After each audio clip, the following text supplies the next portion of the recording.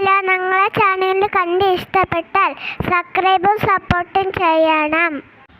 അപ്പം നമ്മളെ ചാനൽ കണ്ട് ഇഷ്ടപ്പെട്ട ഒന്ന് സബ്സ്ക്രൈബ് ചെയ്ത് സപ്പോർട്ട് ചെയ്യണം. അപ്പോൾ നമുക്ക് ഒരു കമൻറ്റ് വരുന്നുണ്ടായിരുന്നു. 2 പ്രാവശ്യം കമൻറ്റ് വന്ന് കുറേ ദിവസമായി എടുത്തു വെച്ചിരുന്നു. അപ്പം ആൻസി ബൈജു എന്ന പേരിലാണ് നമുക്ക് കമൻറ്റ് വന്നിട്ടുള്ളത്. കടലക്കറിയുടെ റെസിപ്പി ഒന്ന് കാണിക്കുമോ ചേച്ചി എന്ന് ചോദിച്ചിട്ട്. അപ്പോൾ റെസിപ്പി ആയിട്ടൊന്നുമില്ല, ഞാൻ വെക്കുന്ന രീതിയിൽ ഞാൻ ഒന്ന് കാണിക്കാമെന്ന് കരുതി. പല സ്ഥലങ്ങളിലും പല രീതിയിലായിരിക്കും വെക്കുന്നത്. ഇത് എൻ്റെ ഒരു രീതി, ഞാൻ ചെയ്യുന്ന രീതികളിൽ ഒരെണ്ണം കാണിക്കാമെന്ന് കരുതി. അപ്പോൾ അതിനാവശ്യമായിട്ടുള്ള കടല എടുത്തിട്ടുണ്ട്, കുറച്ച് എടുത്തിട്ടുള്ളൂ. പിന്നെ ഇത് അതിനകത്ത് ചേർക്കേണ്ട കാര്യങ്ങളാണ്. പെട്ടെന്ന് ഉണ്ടാക്കിയെടുക്കാൻ പറ്റും. ഇത് വീഡിയോ ആയതുകൊണ്ട് കുറച്ച് ലോങ് ആയിട്ട് തോന്നിയുള്ളൂ, പക്ഷേ പെട്ടെന്ന് ഉണ്ടാക്കിയെടുക്കാൻ പറ്റും. അപ്പോൾ സവാള, കൊച്ചുള്ളി, വെളുത്തുള്ളി, തക്കാളി, പച്ചമുളക്, കറിവേപ്പില, ഇത്രയും സാധനങ്ങൾ അരിഞ്ഞെടുത്ത് വെച്ചിട്ടുണ്ട്. അത് ഈ കൊച്ചുള്ളിയൊക്കെ വേണമെങ്കിൽ ചേർത്താൽ മതി, ഇഷ്ടമുണ്ടെങ്കിൽ ചേർക്കാം, ഇല്ലെങ്കിൽ ചേർക്കണ്ട. അങ്ങനെ നമ്മൾ കുക്കറിലേക്ക് ആവശ്യമുള്ള കടല എടുത്ത് തട്ടിയിടുക. എന്നിട്ട് അതിന് വേണ്ടുന്ന സാധനങ്ങളെല്ലാം ഈ കുക്കറിൽ തന്നെ, ഇതിൻ്റെ കടലയുടെ ഒപ്പം തന്നെ നമ്മൾ വേവിച്ചെടുക്കുന്നത്. അല്ലാതെയും ചെയ്യും. ഇപ്പം ഞാൻ എളുപ്പത്തിനും ഞാൻ മിക്ക ഉണ്ടാക്കുന്നതും ഇങ്ങനെ തന്നെ ആയിരിക്കും. കാരണം സമയലാഭം ഉണ്ട്, എല്ലാം ഒറ്റയടിക്ക് കാര്യം നടക്കും. അപ്പോൾ സവാള ഇട്ട് കൊടുത്തു, കൊച്ചുള്ളി ഇട്ട് കൊടുത്തു, പിന്നീട് തക്കാളി ഇട്ട് കൊടുത്തു, പിന്നെ വെളുത്തുള്ളി, പിന്നെ നമ്മുടെ പച്ചമുളക് എല്ലാം ഒന്നിന് മീതെ ഒന്നായിട്ട് ഇട്ട് കൊടുത്തു. പിന്നെ നമ്മളെ കറിവേപ്പില ഇടുമ്പോൾ ഒന്ന് ഇട്ട് കൊടുക്കുമ്പോൾ ഒന്ന് ഞെരടിയിട്ട് ഇട്ട് കൊടുത്താൽ അതിൻ്റെ ആ മണം പെട്ടെന്ന് അതിലോട്ട് ഇറങ്ങും. അതുകൊണ്ടൊന്ന് ഞെരടിയിട്ട് കറിവേപ്പില ഇട്ട് കൊടുക്കുക. ഇത്ര ഇട്ട് കൊടുത്തതിന് ശേഷമാണ് പൊടികളും ഇതിൻ്റെ കൂടെ തന്നെയാണ് ചേർക്കുന്നത്. ഇപ്പോൾ ഈ കാണിക്കുന്ന എല്ലാ പൊടികളും എല്ലാ സ്ഥലത്തും ഇടണമെന്നില്ല, പക്ഷേ ഞാൻ ഇത്രയും പൊടികളും ചേർക്കാറുണ്ട്. വേണ്ടുന്ന പൊടികൾ മാത്രം, നിങ്ങൾക്ക് വേണ്ടുന്ന പൊടികൾ മാത്രം ചേർത്താൽ മതി. ഇത് ഞാൻ വെക്കുന്ന ഒരു സ്റ്റൈൽ കാണിച്ചു തരുന്നതേ ഉള്ളൂ. ഉലുവ, മല്ലിപ്പൊടി, മുളക് പൊടി, മഞ്ഞൾപ്പൊടി, കായം. കാരണം ഞാൻ റോസ്റ്റ് ചെയ്യുമ്പോഴും ഒരു പിഞ്ച് കായം, ഒരുപാടല്ല, ഒരു പിഞ്ച് കായം ചേർക്കാറുണ്ട്. കാരണം വയറ്റിനൊന്നും ഗ്യാസൊന്നും കയറി പ്രശ്നമാവാതിരിക്കാൻ വേണ്ടിയിട്ടാണ് ഞാൻ ചേർക്കുന്നത്. വെളുത്തുള്ളി അതുകൊണ്ടാണ് ഇച്ചിരി ചേർക്കുന്നത്. വെളുത്തുള്ളിയൊക്കെ എല്ലാവരും ചേർക്കുമെന്ന് തോന്നുന്നു. അപ്പോൾ പിന്നെ കായം വേണമെങ്കിൽ ചേർക്കാം, വേണ്ടെങ്കിൽ അത് സ്കിപ്പ് അടിച്ച് കളയാം. അതുപോലെ തന്നെ ഉലുവയും വേണമെങ്കിൽ ചേർത്താൽ മതി. ഞാനിതെല്ലാം ചേർക്കാറുണ്ട്.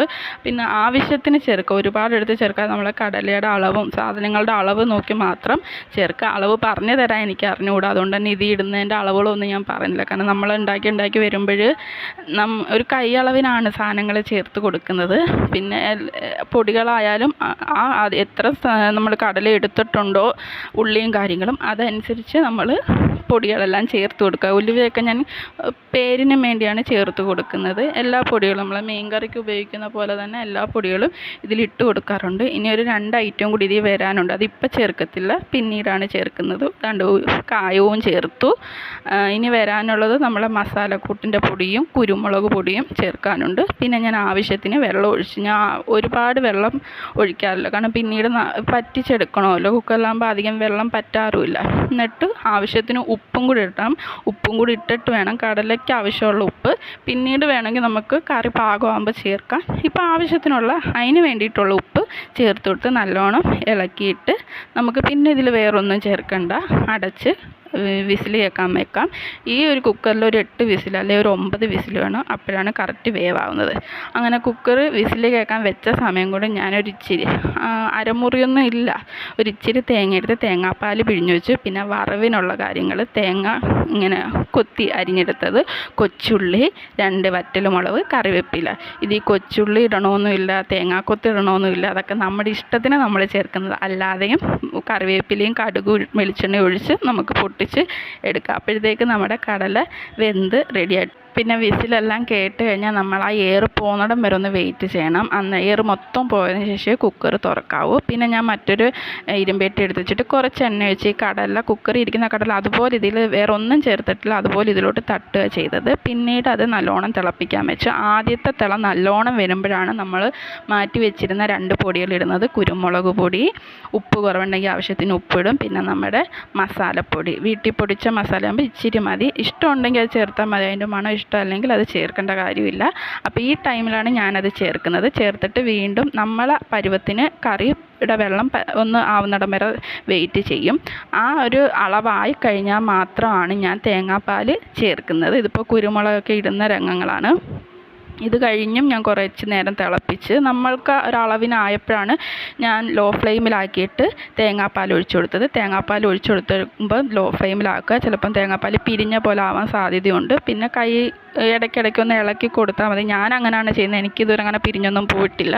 ചെറു തീയിലിട്ട് ഇളക്കിയെടുത്ത് നമുക്ക് അത് കുറുകും, കറി തനിയെ കുറുകും. അല്ലെങ്കിൽ ഇതിൽ നിന്ന് കുറച്ച് കടല എടുത്ത് നിങ്ങൾക്ക് ഈ തേങ്ങാപ്പാൽ ചേർക്കുന്നതിന് പകരം ആ നേരത്ത് ആ കടല ചേർത്ത് ഇളക്കി അരച്ച് ചേർത്ത് ഇളക്കി ആ കറി കുറുകി കിട്ടും. പക്ഷേ എനിക്കത് ഇഷ്ടമല്ല. ചിലർ അരിമാവ് ചേർക്കും, ഞാനും ചേർക്കാറുണ്ട്. അങ്ങനെയാണെങ്കിലും എടുക്കാം. പക്ഷേ തേങ്ങാപ്പാൽ ചേർക്കുമ്പോൾ വേറൊരു ടേസ്റ്റാണ്. ഈ ഒന്നീ കടല അരച്ച് ചേർക്കുക, അല്ലെങ്കിൽ തേങ്ങാപ്പാൽ, അല്ലെങ്കിൽ അരിമാവ് ഇച്ചിരി. പക്ഷേ ഒരു കുത്തലുണ്ടാവാത്ത രീതിയിൻ്റെ അളവിൽ എടുത്ത് വേണം അത് ചെയ്യാനായിട്ട്. പിന്നെ നമ്മളെ വറവിനുള്ള കാര്യങ്ങൾ തേങ്ങാക്കൊത്തൊക്കെ വേണമെങ്കിൽ എടുത്താൽ മതി. അല്ലെങ്കിൽ കറിവേപ്പിലയും വെളിച്ചെണ്ണയും കടുകും ഇട്ട് പൊട്ടിച്ച് നമുക്ക് താളിച്ചെടുക്കാം. അങ്ങനെ തന്നെ താളിച്ച് നമ്മളെ കറി റെഡി ആയിട്ടുണ്ട്. പുട്ടിൻ്റെ കൂടെയൊക്കെ തേങ്ങാക്കൊത്തും കൂടി ഇട്ട് കടലക്കറി വെച്ചാൽ വേറൊരു ടേസ്റ്റാണ്. ഇഷ്ടമുണ്ടെങ്കിൽ മാത്രം ചെയ്താൽ മതി. ഇതൊന്നും നിർബന്ധമുള്ള കാര്യമല്ല. അല്ലെങ്കിൽ തന്നെ കറി ടേസ്റ്റ് തന്നെ ആയിരിക്കും. പിന്നെ തേങ്ങാപ്പാൽ ഒഴിച്ചാൽ കുറച്ചുകൂടെ ടേസ്റ്റ് കൂടും. തേങ്ങാപ്പാൽ ചേർക്കുന്ന ഇഷ്ടമല്ലെങ്കിൽ ഞാൻ പറഞ്ഞ മറ്റ് 2 ഓപ്ഷൻ ചേർത്ത് നോക്കാം. എനിക്ക് അതിന് രണ്ടിനെയും കൂടുതലും കറിക്ക് ടേസ്റ്റ് ചെയ്യുന്നത് തേങ്ങാപ്പാൽ തന്നെ. ഇവിടെ ഞാൻ വെക്കുന്ന രീതി ഇങ്ങനെയാണ്. ഈ രീതിയിലാണ് വെക്കുന്നത്. ആ വിസിലിൻ്റെ ആ ഒരു എയർ പോകുന്ന സമയം മാത്രമേ നമുക്ക് സമയം പോകുന്നതായിട്ട് തോന്നത്തുള്ളൂ. ബാക്കിയെല്ലാം കുക്കറിൽ പെട്ടെന്ന് തന്നെ കടലക്കറി റെഡി ആയിരിക്കും. കടലക്കറി കുക്കറിൽ വെച്ചിട്ട് നമ്മൾ കാപ്പിക്കുള്ള കാര്യം നോക്കുമ്പോഴത്തേക്ക് കടലക്കറി റെഡിയാവും.